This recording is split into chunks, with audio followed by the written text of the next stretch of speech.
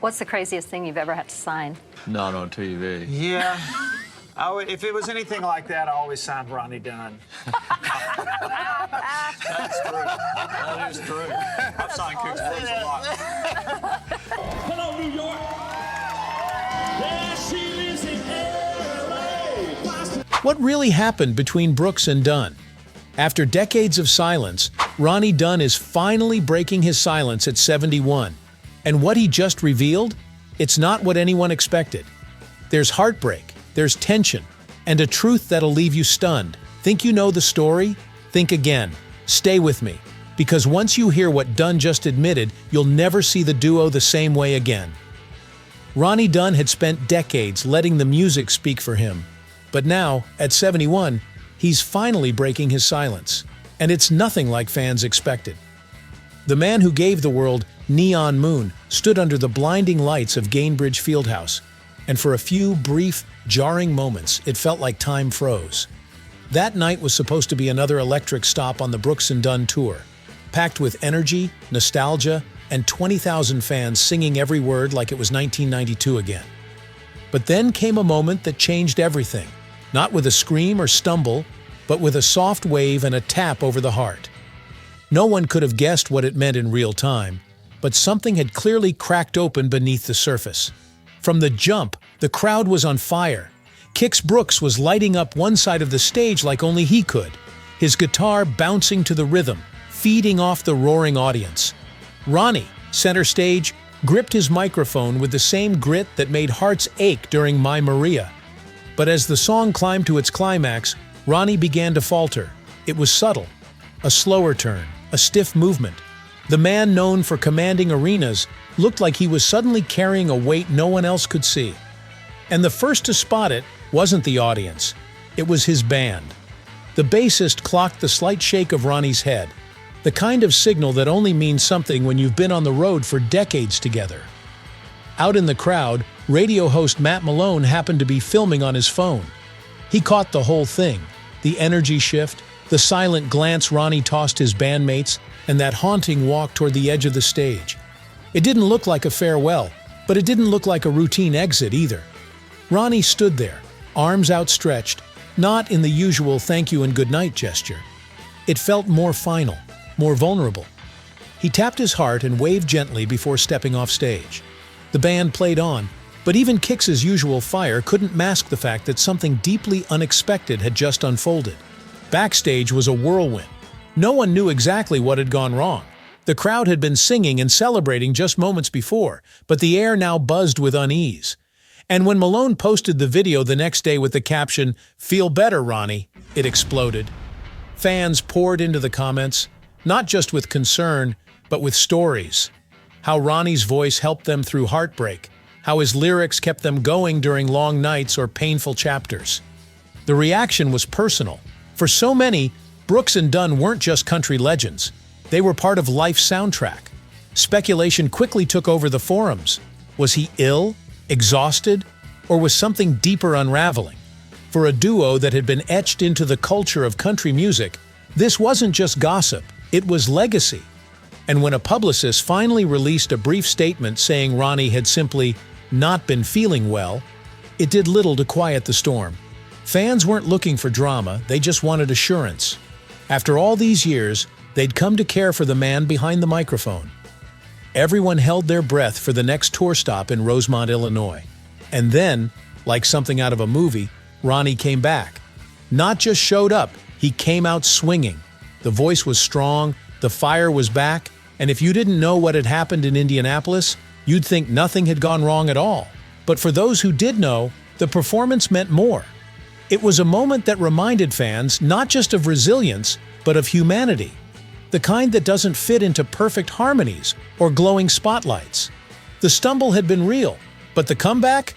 That was unforgettable. And yet what happened that night was only the tip of the story. The real beginning came long before the flashing lights and screaming fans. Back in 1953, in the humble town of Coleman, Texas, Ronnie Gene Dunn entered the world with no indication that he'd one day shake arenas with his voice. Raised in a tight-knit working-class family, Sundays were for church, and everyone assumed he'd follow the path to the pulpit. In fact, Ronnie enrolled at Hardin-Simmons University with the intention of becoming a preacher, filling notebooks with sermon notes and scripture. But while his peers were studying theology, Ronnie was sneaking off with his bass guitar, crafting melodies that stirred something deeper than any sermon could. The dual life caught up with him. When the university discovered he was moonlighting in smoky bars instead of preparing sermons, they forced him to choose, stay in the church or chase the music. He picked the music, and the cost was immediate. Kicked out, heartbroken family, and no clear roadmap ahead. It was a bold move with no guarantee of reward. Meanwhile, over in Shreveport, Louisiana, another boy named Leon Eric Brooks, soon to be known as Kix, was growing up surrounded by the hum of music. With country legend Johnny Horton as a neighbor, the idea of pursuing music didn't seem rebellious, it seemed natural. By 1976, Kix was already pounding the pavement in Nashville, writing hit after hit, his name quietly climbing the industry ladder. While Kix's career took off, Ronnie was left grasping at scattered chances. He released a couple of singles in the early 80s, but none climbed higher than number 59. After sacrificing everything, he was still miles from the dream. He began to wonder if he'd made a terrible mistake by turning his back on the church. But fate had something else planned. In 1989, a drummer friend secretly entered Ronnie into a Marlboro-sponsored talent competition. Ronnie hadn't even known he was competing, but he won, and the prize was a recording session in Nashville. That one session became the spark that lit the fire. Producer Scott Hendricks heard Ronnie's voice and knew there was something undeniable there. He passed the tapes to Arista Nashville exec Tim Du Bois, a man with a reputation for spotting untapped potential. Du Bois listened and heard more than a singer. He heard a story, he heard power, he heard a future. What he didn't know yet was that the missing piece, the one that would turn raw talent into a revolution, was already in his Rolodex. And soon, the world would meet a duo that wasn't just built on harmony, but on two very different lives converging into something unforgettable. It all started with a hunch, a gut feeling Du Bois couldn't shake. While most saw Kix as just another behind-the-scenes songwriter, Du Bois looked past the shadows and saw a star. He wasn't thinking charts or sales, he was thinking destiny. So he rolled the dice and brought two strangers into the same room. Ronnie and Kix, two men who couldn't have been more different in style or energy. Neither had any idea what to expect. Their first interaction? Clunky. Polite, measured. But then they picked up guitars, started throwing lyrics back and forth, and suddenly, something electric sparked in that room. That magic, raw and unpolished, found its way into a demo tape, and before anyone could blink, it went viral in Nashville circles. A record deal followed like thunder after lightning, and by the summer of 1991, the world was about to meet a duo no one saw coming. The debut single, Brand New Man, didn't just launch their careers, it kickstarted a movement. It was as if the universe had been waiting for a sound just like theirs. The momentum was unstoppable. Hit after hit poured out like a storm.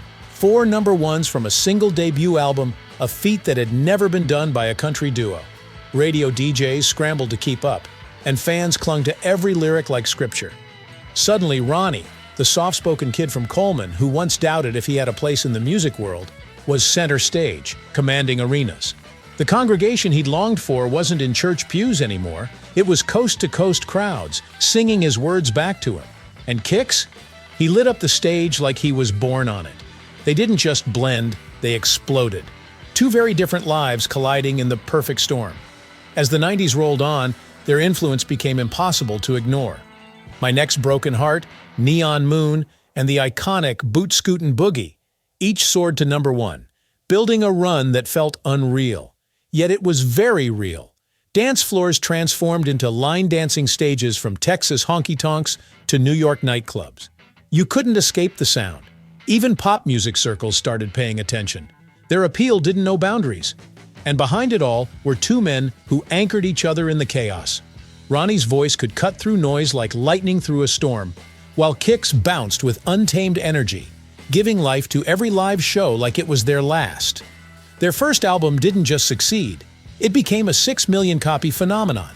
Then came Hard Workin' Man, and with it, more number ones, a Grammy win, and the beginning of an industry takeover.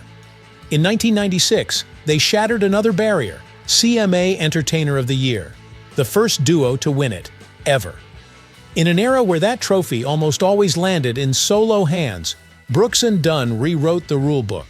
With their cover of My Maria, they took a 70s song and launched it to the top again, sitting at #1 for 3 straight weeks and even earning a place on the pop charts. Ronnie had hesitations at first, but the risk paid off in spades. Their dominance became routine.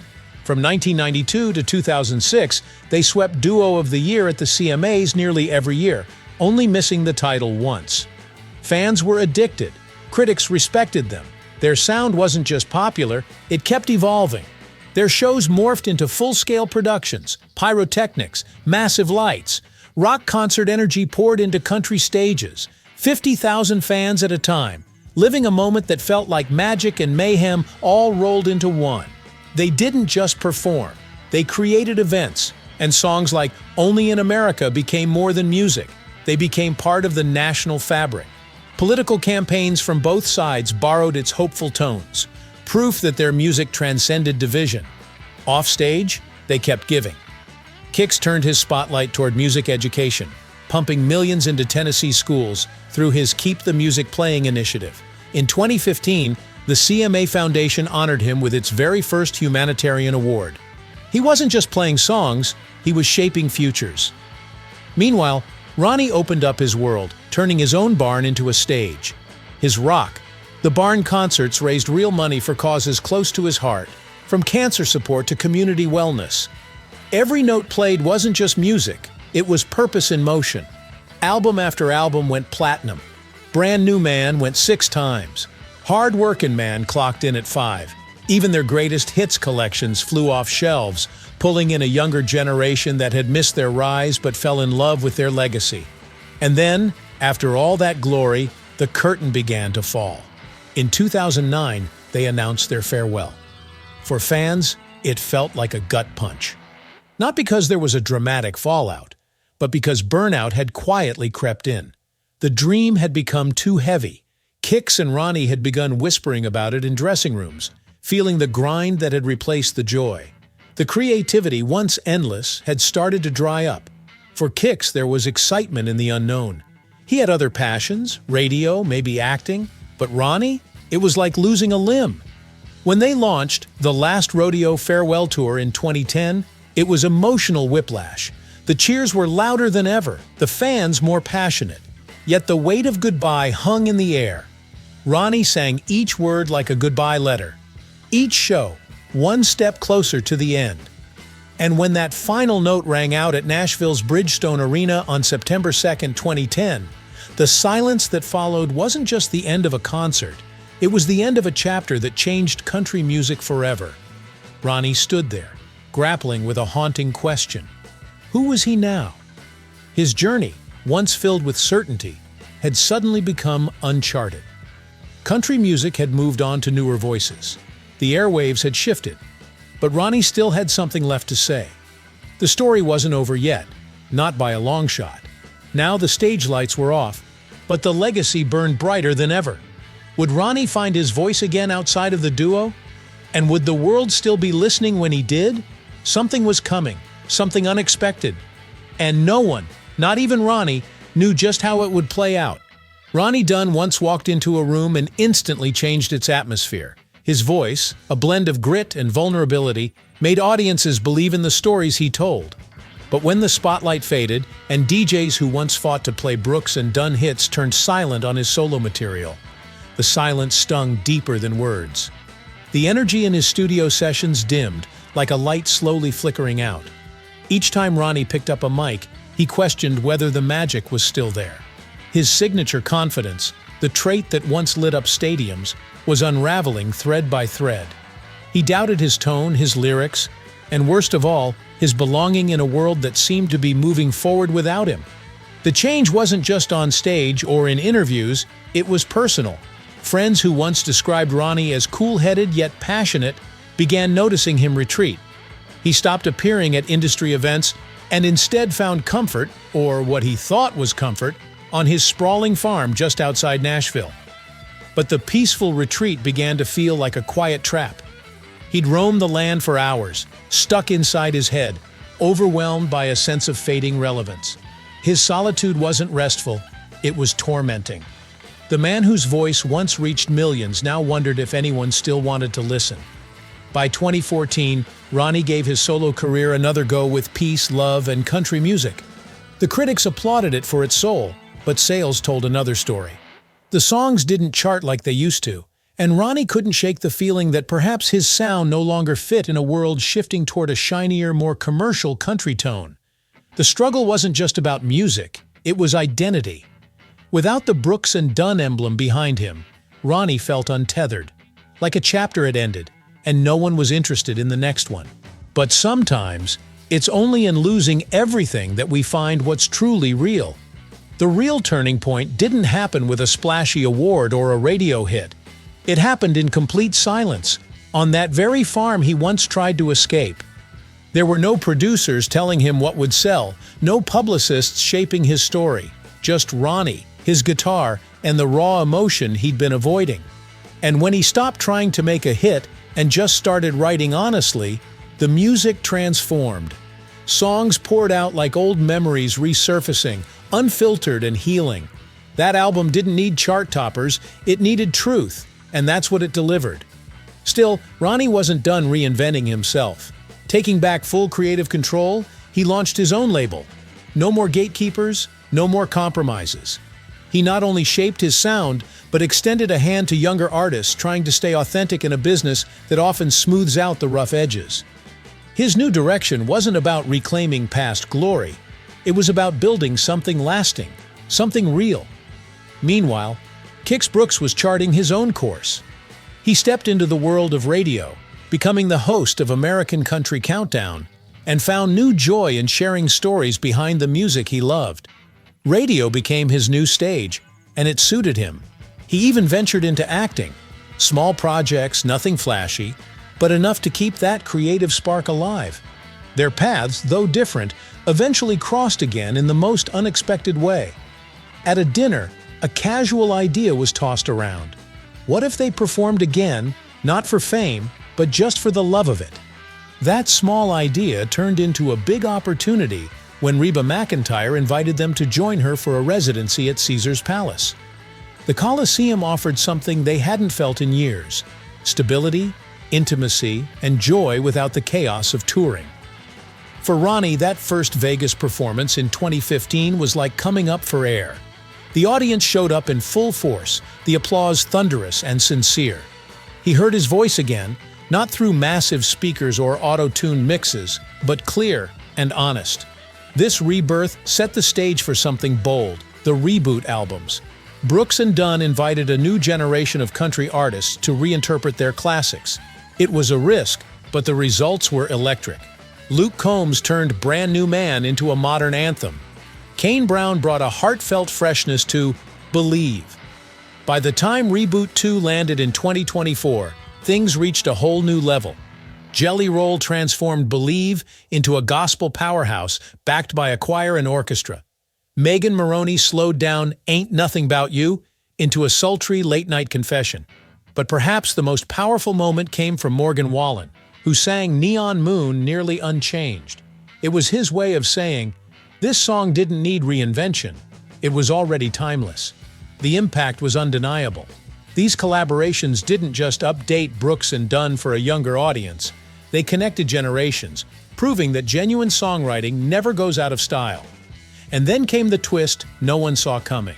In 2024, Brooks and Dunn were awarded the CMA Vocal Duo of the Year.